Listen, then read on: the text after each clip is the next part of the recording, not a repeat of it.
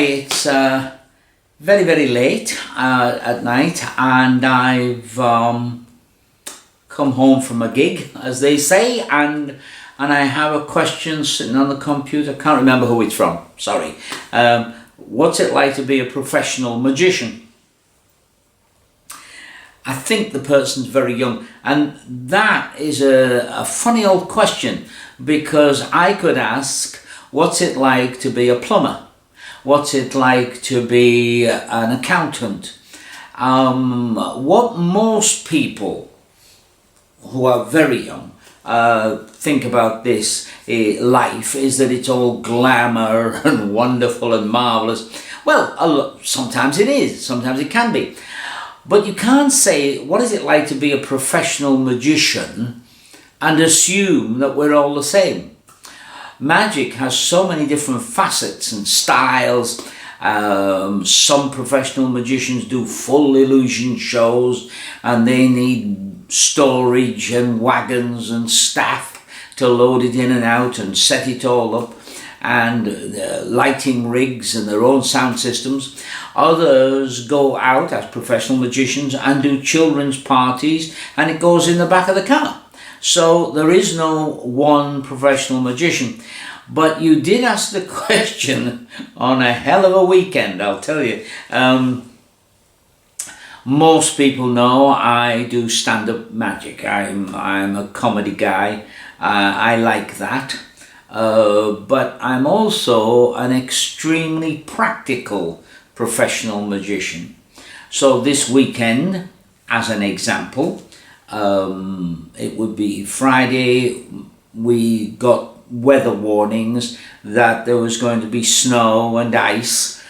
So we set off very early for the north of England, and it's about a 4-hour drive from where I live to where we were going, which was Bradford. Now that job was interesting. I was to kind of host a night. There was a lot of other acts, and I was going to dip in between, do magic, keep it all going, all Mr. Happy. And it was for a charity, but they were mostly Pakistani in the audience, some Indian, some corporate people from all over. I don't know how many, but there's hundreds of them. And the room, in terms of putting on a show, is terrible.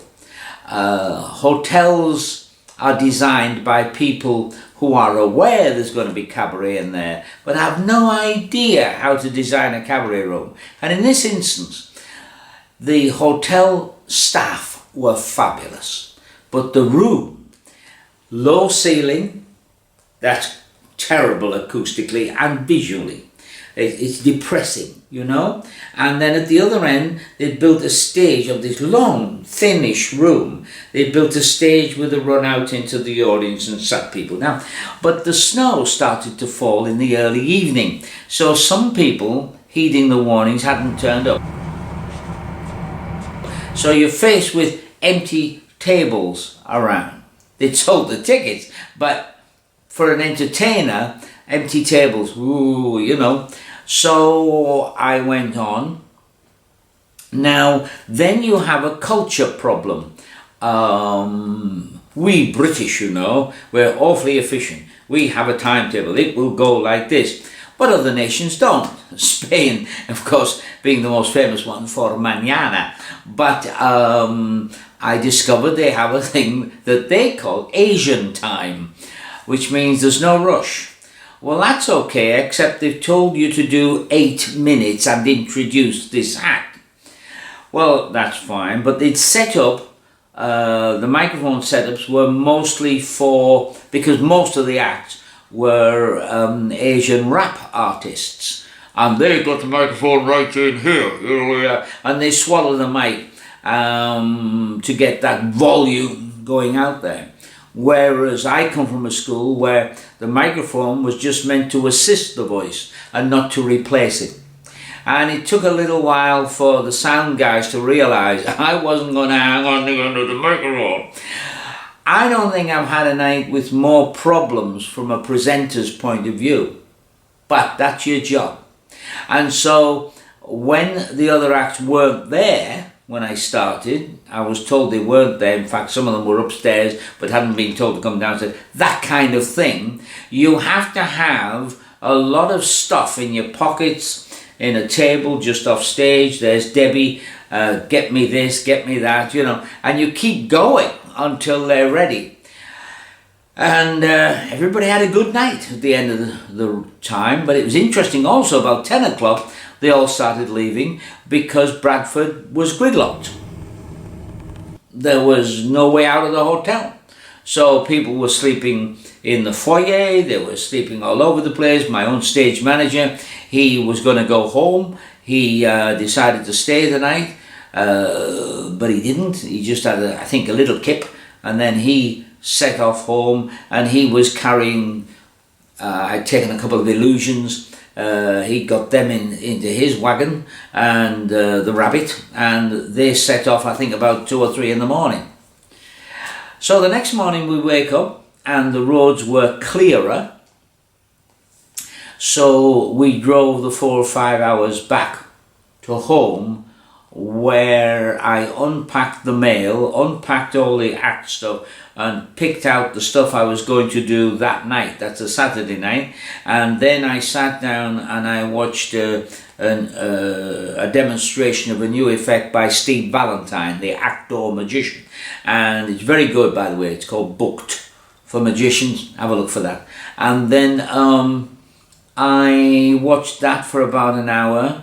Debbie had grabbed a bit of a sleep, but Debbie wasn't going to go with me that night because Debbie's a presenter on radio, so she has to then work on what she's doing the next morning. And I loaded the car up, and it's only about an hour and a quarter I drove that time out into the country. And this was a kind of it has been an old stately home, now it's a private home, which is sometimes used for private parties, things like that. And this is a completely different room. This is very high, very long table, think about 30 people sitting up and down this table, and you look at that and you change. As a pro, you change, you think, right, there's no one point of focus in this room.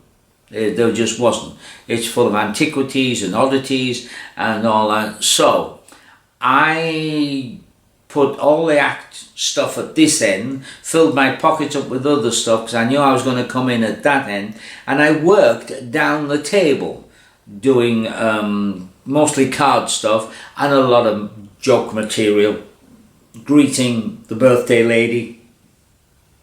Worked my way to this end where there's 2 young men sitting, so I did a cup and ball with them and hoped they would focus on it.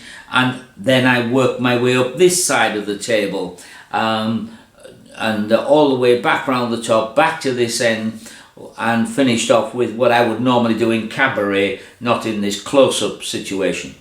And they were delighted. That was the job. So what's it like to be a pro magician?